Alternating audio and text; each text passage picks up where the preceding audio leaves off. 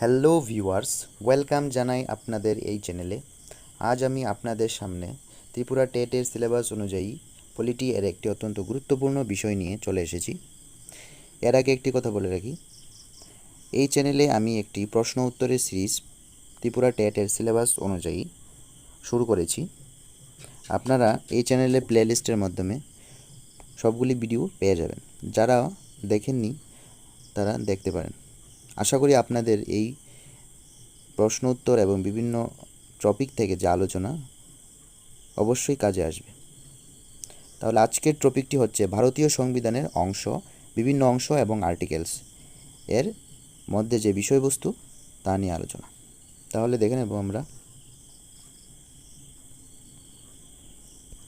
এখানে হচ্ছে পার্ট অংশ এবং এখানে হচ্ছে ধারা মানে আর্টিকেলস, এবং এর মধ্যে যে বিষয়বস্তুগুলি এগুলা দেখে নেব আমরা।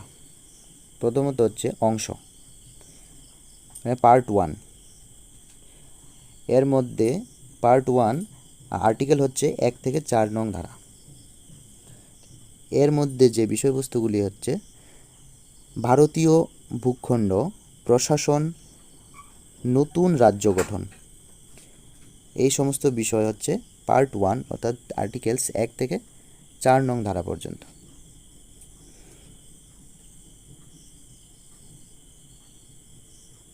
পার্ট 2তে আছে,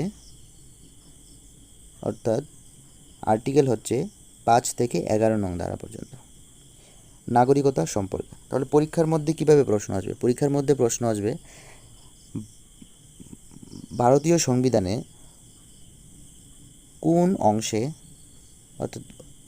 অর্থাৎ কোন পার্টে নাগরিকতা সম্পর্কে আলোচনা করা হয়েছে, তখন উত্তর করতে হবে পার্ট 2তে। আর যদি বলে কোন আর্টিকেলে ভারতীয় সংবিধানে নাগরিকতা সম্পর্কে বলা আছে, তাহলে দিতে হবে আনসার 5 থেকে 11 নং ধারা। পার্ট 3 আর্টিকেল হচ্ছে 12 থেকে 35 নং ধারা। এর মধ্যে আছে মৌলিক অধিকার সম্পর্কিত। তাহলে মৌলিক অধিকার হচ্ছে আর্টিকেল 12 থেকে 35 নং এবং পার্ট হচ্ছে 3। পার্ট 4 আর্টিকেল হচ্ছে 36 থেকে 51 নং ধারা। এর মধ্যে আছে রাষ্ট্রের নির্দেশমূলক নীতি, অর্থাৎ DPSP, directive principle state policy. তাহলে 36 থেকে 51 নং ধারার মধ্যে নির্দেশমূলক নীতিগুলি বর্ণনা করা হয়েছে। আর পার্ট হচ্ছে 4। তারপর পার্ট 4 ক, 51 ক নং ধারা, মৌলিক কর্তব্য সম্পর্কিত। তাহলে মৌলিক কর্তব্য ভারতের কোন পার্টে আলোচনা করেছে? পার্ট 4 কতে, এবং ধারা হচ্ছে 51 ক নং ধারা। তারপর পার্ট 5 ধারা হচ্ছে 52 থেকে 151 নং ধারা পর্যন্ত।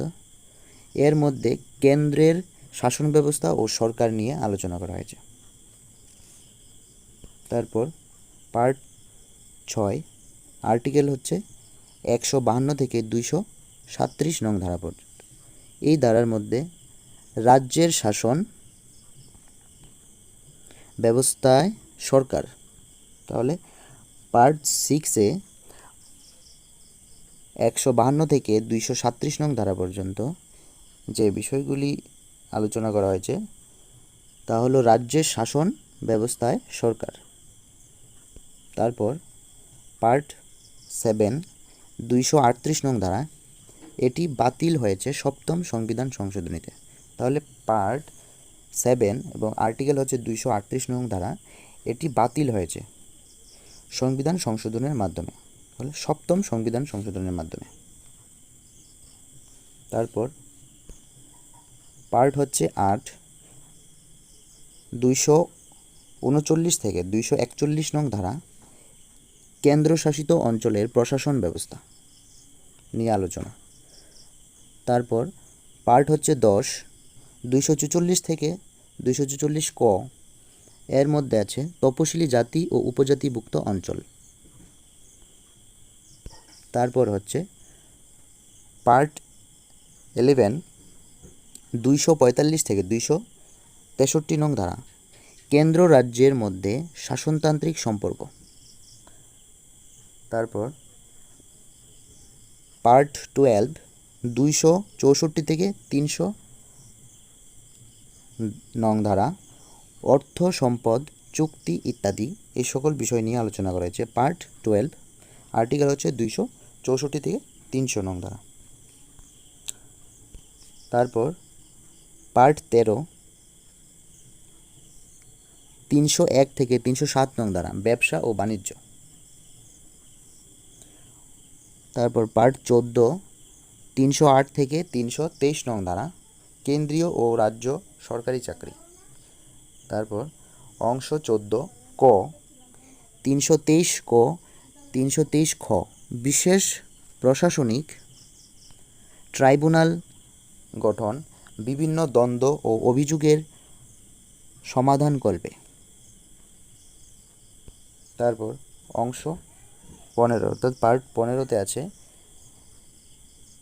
আর্টিকেল হচ্ছে 324 থেকে 329 নং ধারা, নির্বাচন ও নির্বাচন কমিশন সংক্রান্ত। তাহলে ভারতের নির্বাচন ও নির্বাচন কমিশন সংক্রান্ত নিয়ে আলোচনা হচ্ছে পার্ট 15তে, এবং আর্টিকেল হচ্ছে 324 থেকে 329 নং ধারা।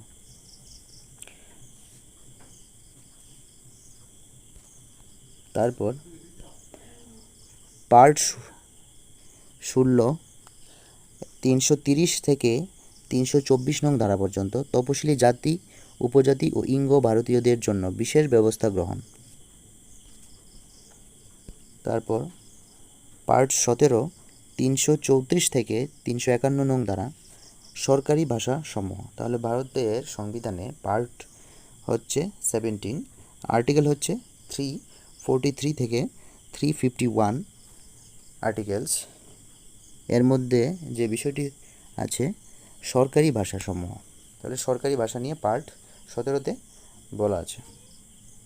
তারপর পার্ট 18 আর্টিকেল হচ্ছে 352 থেকে 360 নং ধারা, জরুরি অবস্থা সংক্রান্ত ব্যবস্থাদি।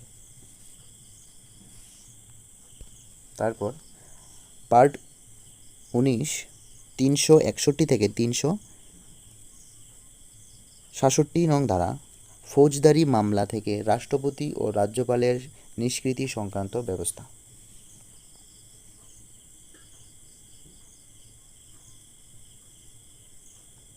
তারপর পার্ট 20 আর্টিকেল হচ্ছে 368 নং ধারা, সংবিধান সংশোধন পদ্ধতি। তাহলে ভারতের যে সংবিধান সেই সংবিধানকে সংশোধনের পদ্ধতি যে অংশে বর্ণিত আছে তা হলো পার্ট 20 এবং আর্টিকেল হচ্ছে 368 নং ধারা। তারপর পার্ট 21 আর্টিকেল হচ্ছে 369 থেকে 392 নং ধারা, স্থায়ী বিশেষ ব্যবস্থা গ্রহণ। তারপর পার্ট 22 আর্টিকেল হচ্ছে 393 থেকে 395 ধারা, সংবিধানের সংক্ষিপ্ত শিরোনাম, সূচনা ও বাতিল সম্পর্কিত বিষয়।